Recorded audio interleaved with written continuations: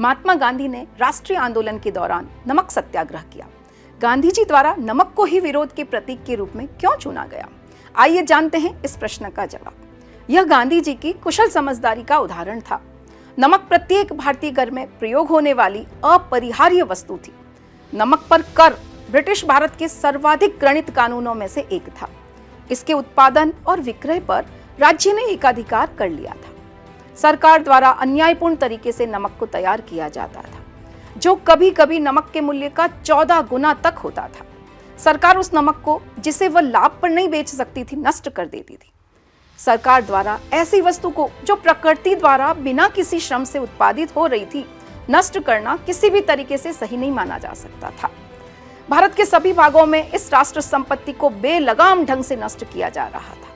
कई मण नमक को कोंकण तट पर नष्ट कर दिया गया। दांडी में भी कई मण नमक को इसी प्रकार से नष्ट कर दिया गया। जहां कहीं भी नमक क्षेत्र के आसपास रहने वाले लोगों द्वारा अपने व्यक्तिगत प्रयोग प्राकृतिक नमक उठा ले जाने की संभावना दिखाई देती, सरकार द्वारा तुरंत अधिकारी नियुक्त कर दिए जाते, जिसका एकमात्र कार्य विनाश करना होता था। इस प्रकार बहुमूल्य राष्ट्रीय संपदा को राष्ट्रीय खर्चे से ही नष्ट किया जा रहा था और लोगों के मुंह से नमक छीन लिया जाता था।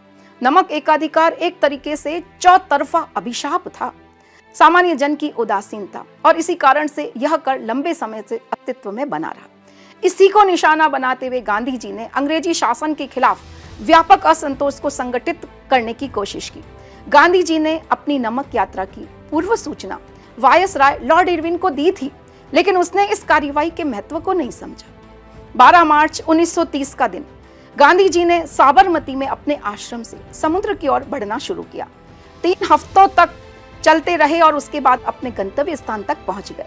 वहां उन्होंने मुट्ठी भर नमक उठाया और इस प्रकार स्वयं को कानून की निगाह में अपराधी बना दिया। देश के अन्य भागों में भी समानांतर नमक यात्रा आयोजित की गई। बड़ा लक्ष्य प्राप्त करने के लिए बस एक मजबूत सोच की जरूरत होती है। सामने हो मंजिल तो रास्ते न मोड़ना, जो भी मन में हो वह सपना मत तोड़ना।